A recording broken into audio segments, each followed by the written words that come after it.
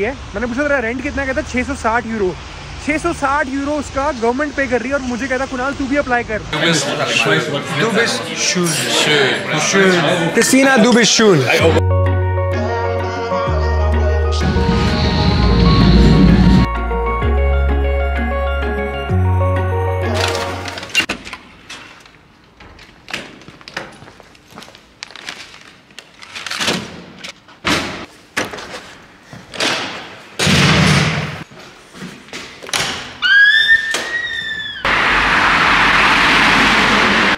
चौबीस नवंबर 12:40 यहाँ पे ट्रैम आ चुकी है। बिल्कुल सही टाइम पे तुम्हारा भाई पहुँचा है।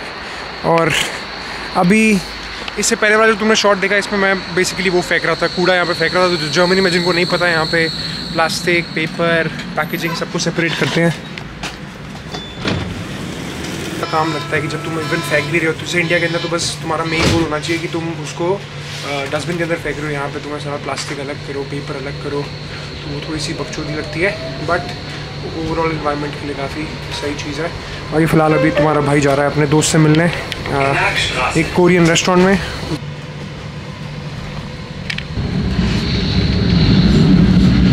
तो यहाँ पे तुम्हारे भाई ने एक ट्रैम अपनी बदल ली है यहाँ पे। अब मैं लूँगा एस बान। मुझे बेसिकली पहुँचना था 1 बजे और अभी 12:50 हो रहे हैं। तो मेरे लाइफ का आई थिंक ये कुछ कॉन्स्टेंट है कि मैं हर जगह लेट ही पहुँचता हूँ भाई। मतलब अगर कोई मुझे बोलता है कि इतने बजे पहुँचना है, उसके आई थिंक 20 मिनट या 15 मिनट बाद ही पहुँचता हूँ। तो लेट होते रहो जीवन में, कोई फ़र्क नहीं पड़ता। कुणाल स्टैंडर्ड टाइम कहता हूँ मैं इसे, KST कुणाल स्टैंडर्ड टाइम। मेरा व्लॉग भी जब मैं बोलता हूँ ना कि 4 बजे आएगा, तो वो थोड़ा आधा घंटा लेट होता है।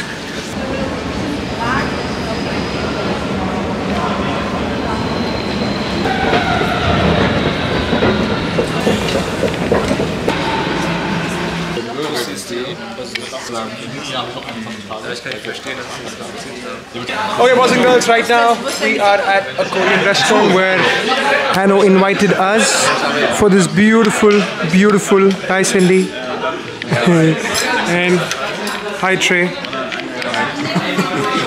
We are having this beautiful food. So basically, I got this camera out to basically flaunt my German. Das ist schmeckt gut. Yeah. जो भी है, जैसा भी है, it's lovely. Da hinten machst du Jumping Jacks.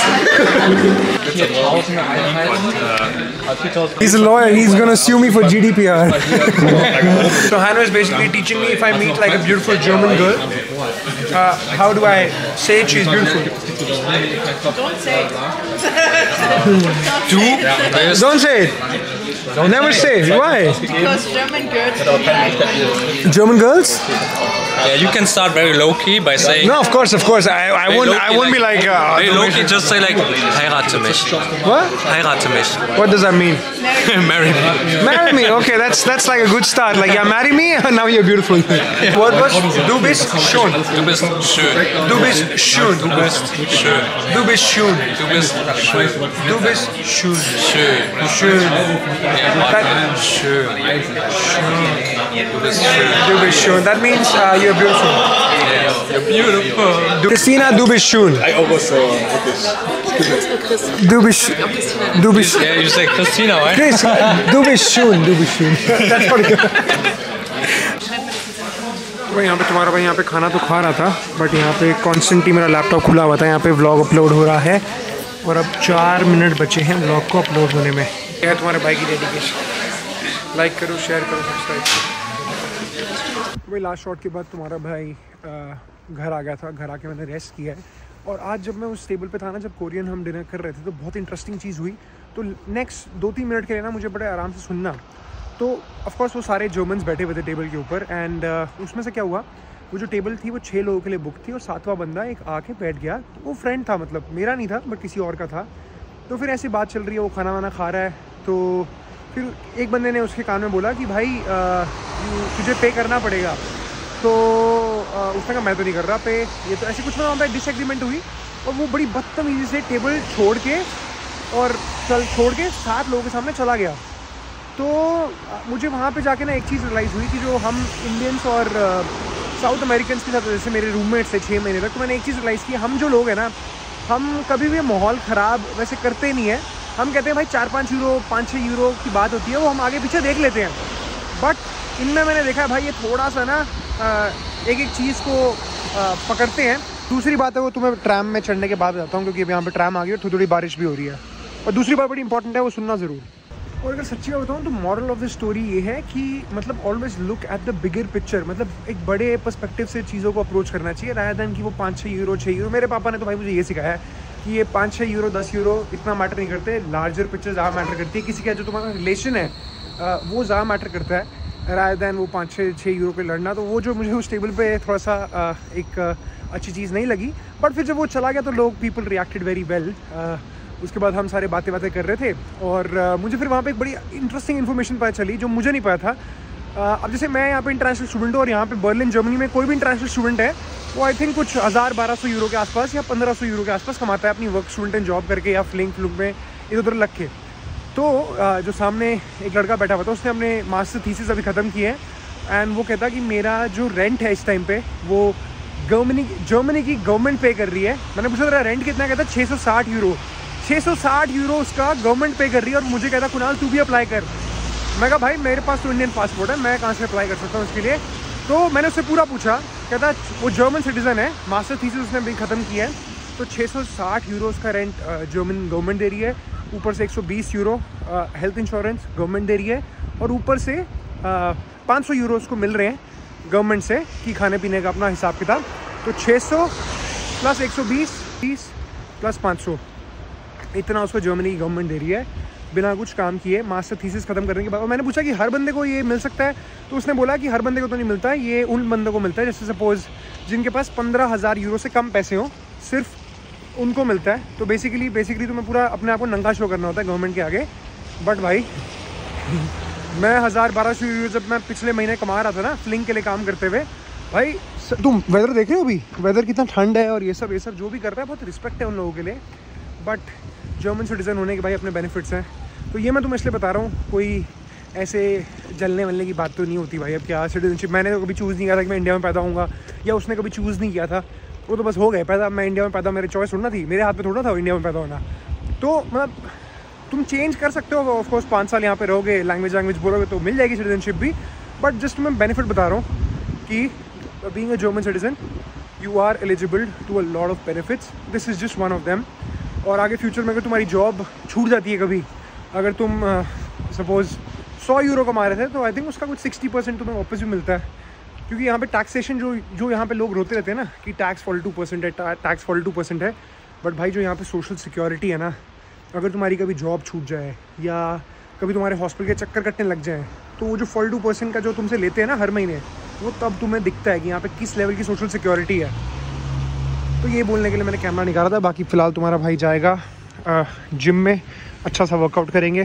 क्योंकि भाई मैं अभी सर्दियों में अपने वर्कआउट्स और मैं मतलब रोज़ ऐसा कुछ ना कुछ कर रहा हूँ जिससे मैं भाई खुश रहूँ। क्योंकि यहाँ पे सन तो 3-4 बजे भाई गायब हो जाता है।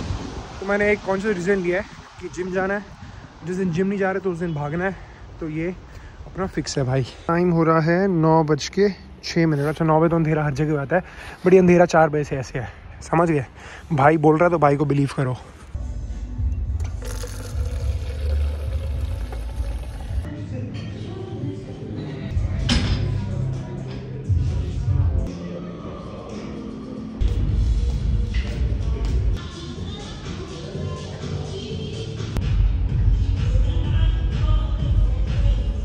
यहाँ पे बज रहे हैं 10:25। मेंटल हेल्थ एक्सपर्ट तो हूँ नहीं, बट मुझे एक चीज़ पता है कि अगर तुम बेड के अंदर पड़े रहोगे और रील्स स्क्रॉल करते रहोगे तो you won't feel good about your own self. और स्पेशली जब बाहर वेदर ठंड वंड हो, जिम जाओ। अगर देख रहे हो मैं बॉडी तो बन जाती है, बट ये खोपड़ा जो है ना ये बहुत सही रहता है। और अगर ये खोपड़ा सही रहेगा ना तो आई थिंक लाइफ की मोस्टली चीज़ें हैंडल हो जाती हैं। मतलब अब ऑफकोर्स किसी का ब्रेकअप हो सकता है, किसी का फाइनेंशियल प्रॉब्लम हो सकती है, किसी का जॉब का स्ट्रेस हो सकता है, बट यहाँ पे जाके पता नहीं भाई कुछ मज़ेदार है। मतलब मैंने और ऑफ लेटली मैंने ज़्यादा एक्सपीरियंस किया है लास्ट 1 साल में स्पेशली। तो जिम जाओ, ठीक है। यहाँ पे टेम्परेचर है 1 डिग्री, फील्स लाइक -3। तो भाई मैं अभी जिम से बाहर निकला ना तो मैंने ये देखा भाई, ये देखो पहली बर्फ़। आई थिंक सीज़न की आज पहली बर्फ़ गिरी है भाई। ये कैसे मिस हो गया? आई थिंक देखो भाई उन गाड़ियों पे भी वो है। नाइस। ये भाई बर्लिन में ना ज़्यादा बर्फ़ नहीं गिरती, क्योंकि जो गिरती है उससे ज़्यादा पानी बन जाती है।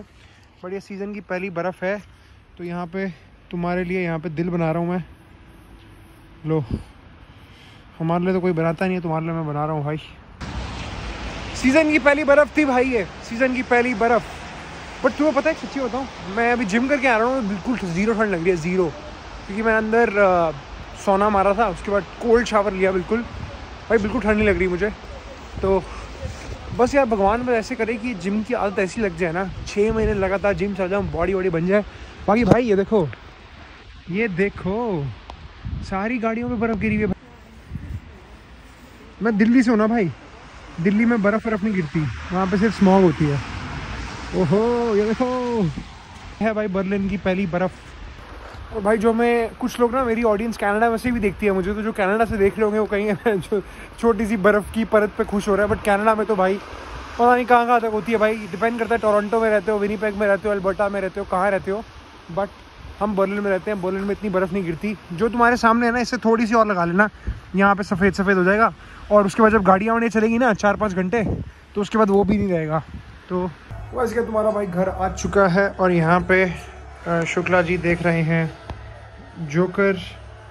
Shukla, why didn't you go to the gym today? Body कुछ ज़्यादा ही बन गई है थोड़ा हौले। बट सही है। नहीं रेस्ट डे भी इम्पोर्टेंट है भाई, भाई जाता है। चलो मूवी। तो यहाँ पे तुम्हारे भाई ने डाले हैं थोड़े से अंडे और चीज़ डाला है, और यहाँ पे शुक्ला जी ने बनाई थी पाव भाजी। तो ये भाजी थोड़ी सी मैंने इसकी चुरा ली है और इसके अंदर मैंने डाल दी है। आएगा भाई, बहुत भूख लग रही है तुम्हारे भाई को। बाकी वीडियो के अगर यहाँ तक पहुँचो तो लाइक एंड शेयर ज़रूर करना। मिलते हैं अगले एपिसोड में। Bye bye bye bye bye.